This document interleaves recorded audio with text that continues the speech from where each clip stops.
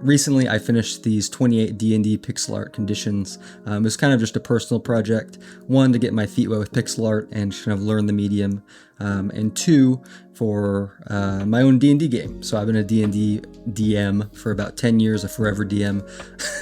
And really just wanted to make something cool for my players and for myself to use, just to have fun with in D&D. Just get it out of the way. If you want to download these, there'll be a link below to my coffee that I barely use, but they're like $3.50. So if you want to support me and the channel and my art, feel free to go download them. If you don't, that's great too. When I was making these, I had this kind of phrase that kept repeating itself in my head of finished, not perfect. And, I'm someone that's definitely always struggled to finish things or finish art projects. I can finish single one-off images all day. But when I'm making like a project, like something cohesive that has, a similar style, at least somewhat across it, and like a packaged artistic product, I really struggle with that because one, I suck at selling stuff and selling myself, and I really don't like to. And two, it's just hard, right? Like I've in the past in my artistic journey mainly tackled bigger projects and bigger challenges. And I think I've gone too big too fast, essentially, for most of them, because most of them, or really all of them, I haven't finished. This is, in my 7 years of making art, I would say the first real project I've finished. I have finished a 10-page comic before, but again, that was something personal, which I guess is still an achievement in and of itself. But when I got to the point where I was comfortable making art and I felt like I, quote unquote, got good, or I would say just got proficient in making art, I haven't really made a project since, or have struggled to finish something since.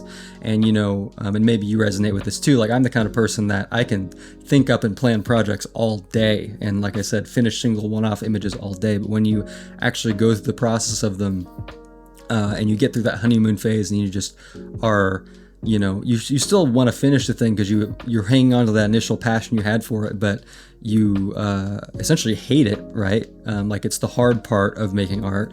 It's the real challenge, sets in because you have worn off the initial excitement of the project, and now you're just grinding, right? If you don't have, and I noticed that after making this series of images, it really set in of like, you just gotta get things done and not really worry too much about the end goal, and just stay in the moment as much as possible and just churn those things out. Because if you sit too long or let the project just like linger essentially without doing anything, you're gonna fall off, right? And I could, even in this small project, I felt those feelings kind of cropping up, and then also kind of shifting gears here to the, getting my feet wet with pixel art kind of thing.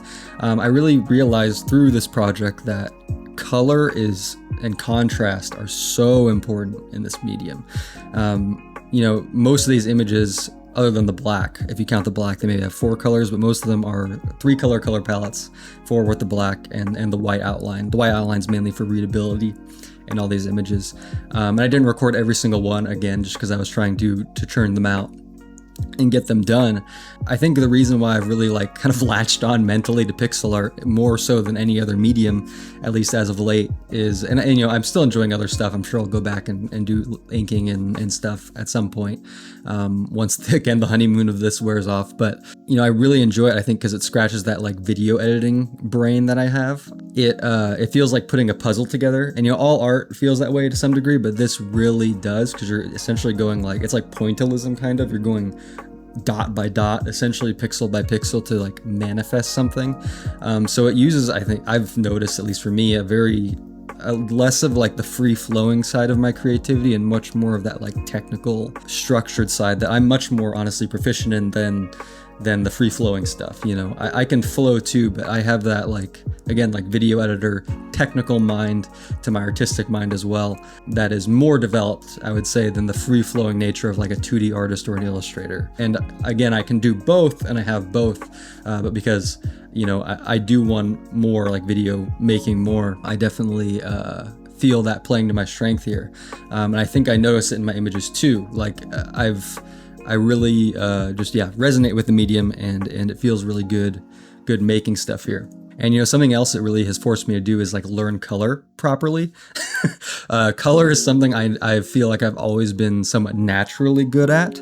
But because pixel art is so palette dependent, it really forces you to pay attention to the colors you're picking, because so often, because it's such a limited medium, like there's so many limitations naturally with it, every little thing you do is so important. Like, you know, one pixel can change your whole image, right?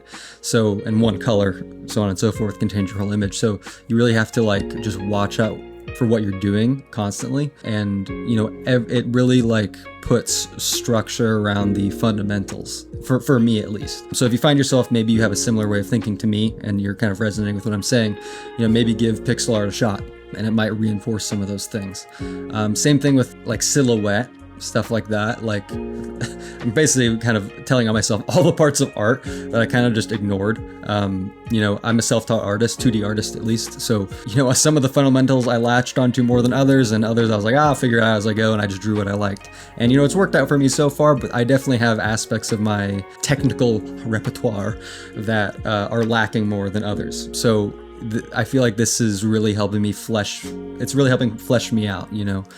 Similarly to how shifting from line art to painting like teaches you form really well, it's kind of that same type of vibe. Yeah, to kind of swing back to the beginning, like throughout all this, that finished not perfect mentality just kept, you know, repeating itself in my brain.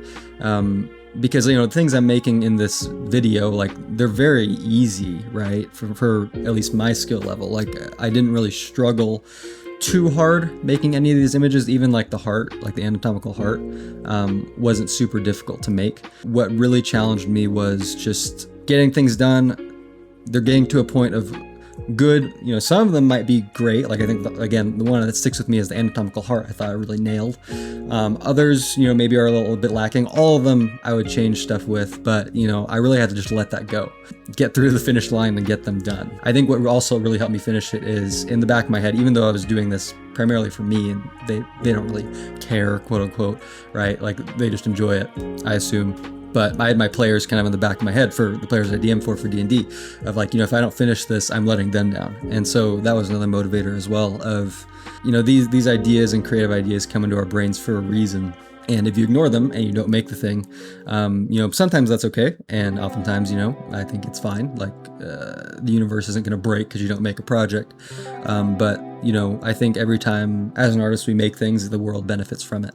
Anyway, hope you enjoyed the video. Hopefully you enjoyed this new format. And again, if you want these D&D conditions for your D&D game, there'll be a link below in the description to my coffee that I don't post to very often, but we'll probably start hopefully in the coming month. But yeah, thanks for hanging, thanks for watching, and I'll see you.